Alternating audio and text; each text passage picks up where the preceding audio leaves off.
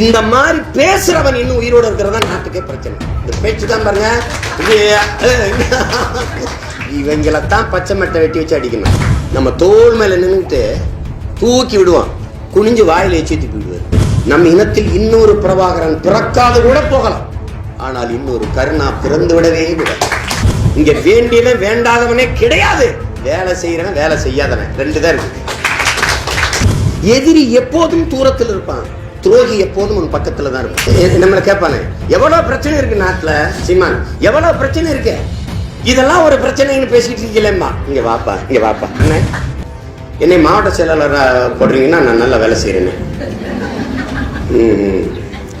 சரி நீங்க போங்க, உங்களை போட்டுவோம்.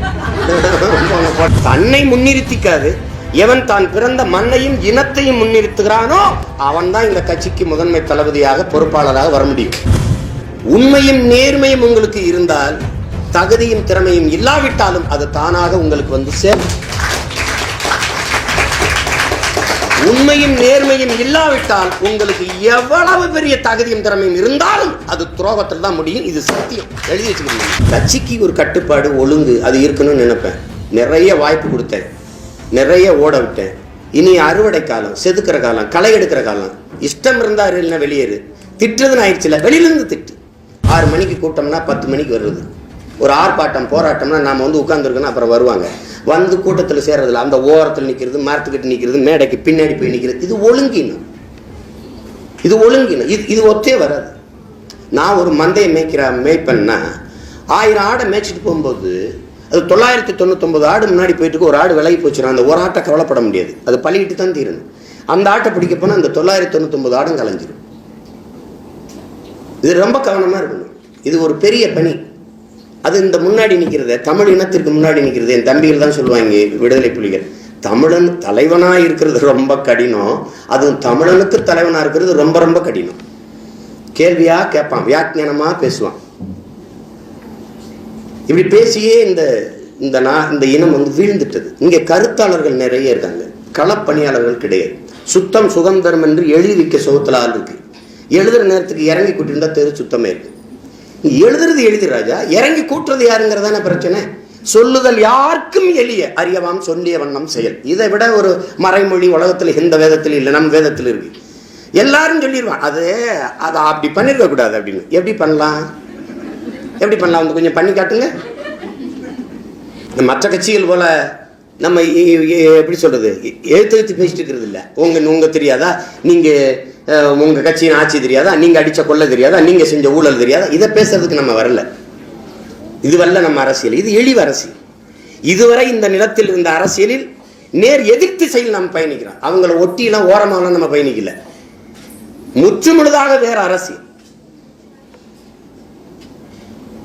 அது நீங்க சின்ன சின்னதா நீங்க பார்க்கலாம், மாலை போடுவது, துண்டு பொருத்துவது, அதெல்லாம் இல்லை. இப்ப கூட நீங்க இந்த அவர்களே இவர்களே அதெல்லாம் ஒழிக்கணும். வந்தவொடனே வணக்கம், செய்தி இருந்தா பேசணும், இல்லைன்னா வேற ஆளுக்கு நேரத்தை கொடுத்துட்டு உட்கார்ந்துடணும். பேசுறதுக்கு ஒண்ணும் இல்லைன்னா ஏன் நேரத்தை திங்கணும்,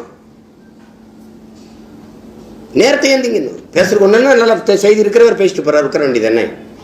பெருந்தலைவர் காமராஜர் உட்கார்ந்துருக்காங்க, ஒருத்தர் மேடையில் ஏறி இவரை யார் என்று தெரிகிறதா அப்படின்னு சொல்ல, சட்டை பிடிச்சது உட்காருங்க, என்னை தெரியாம வந்து இவ்வளவு உட்கார்ந்துருக்காங்க, உட்காரு,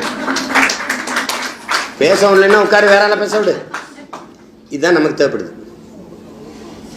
இதுதான் தேவைப்படுது. இந்த ஒழுங்கு அவசியம்.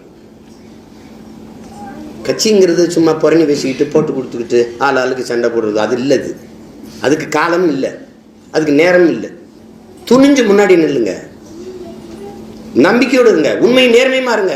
எங்களை போன்ற பிள்ளைகள் உங்களுக்கு உயிரா இருப்போம். நீங்க எதை பற்றி யோசிக்காதீங்க.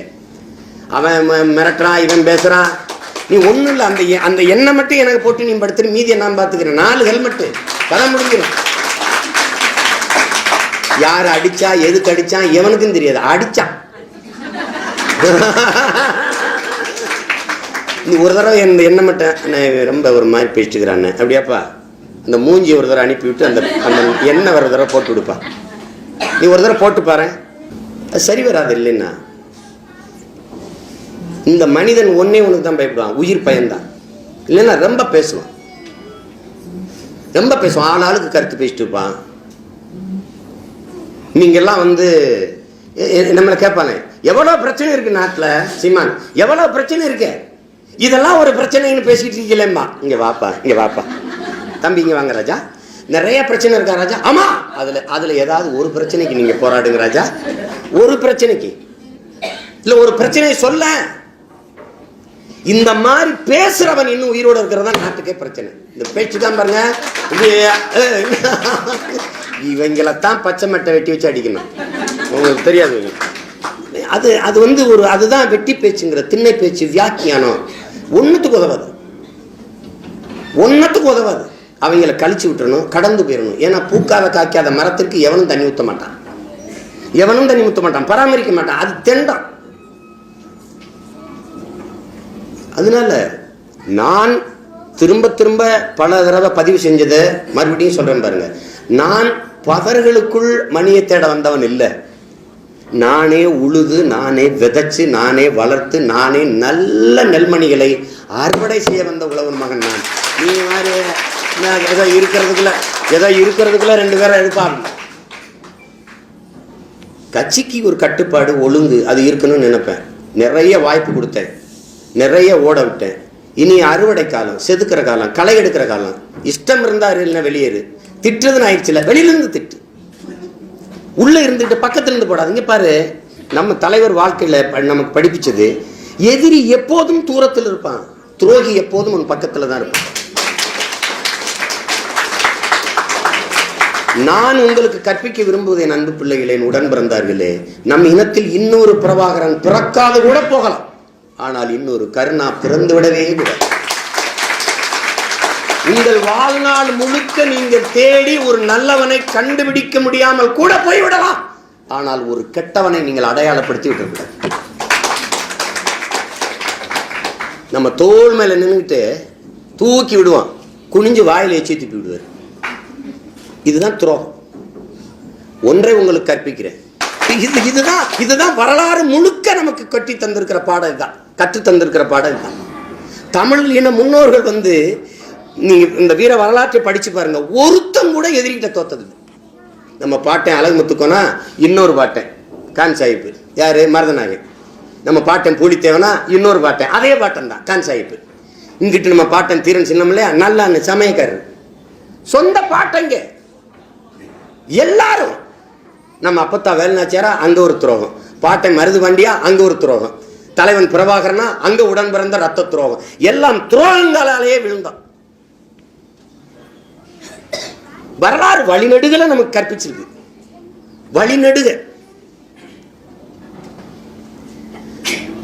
உங்களுக்கு ஒன்றை என் உடன் பிறந்தார்களுக்கு நான் சொல்ல விரும்புகிறேன் பாருங்க, எது ஒன்றையும் கேட்காதீங்க. கட்சி உங்களுக்கு தரும், ஏன்னா இது உங்க கட்சி, இது உங்க கட்சி.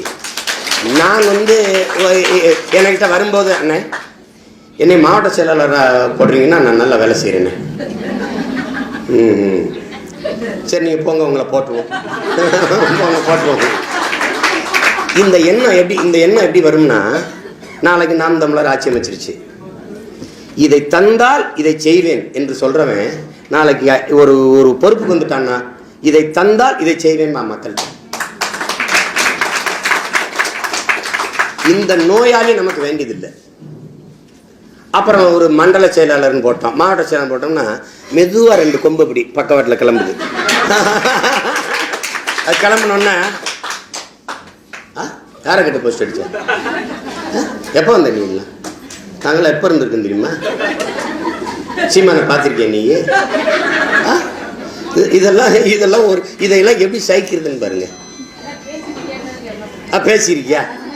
தலைவர் வந்து இங்க பாருங்க, என்னையே மாவீரன் என்று சொல்லாதீங்கிறது. நான் மாவீரன் என்றால் என் இனத்திற்கான தேச விடுதலையை நான் அடைந்திருக்கணும்.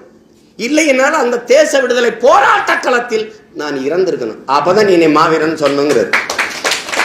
அப்படின்னா யார் மாவீரன்?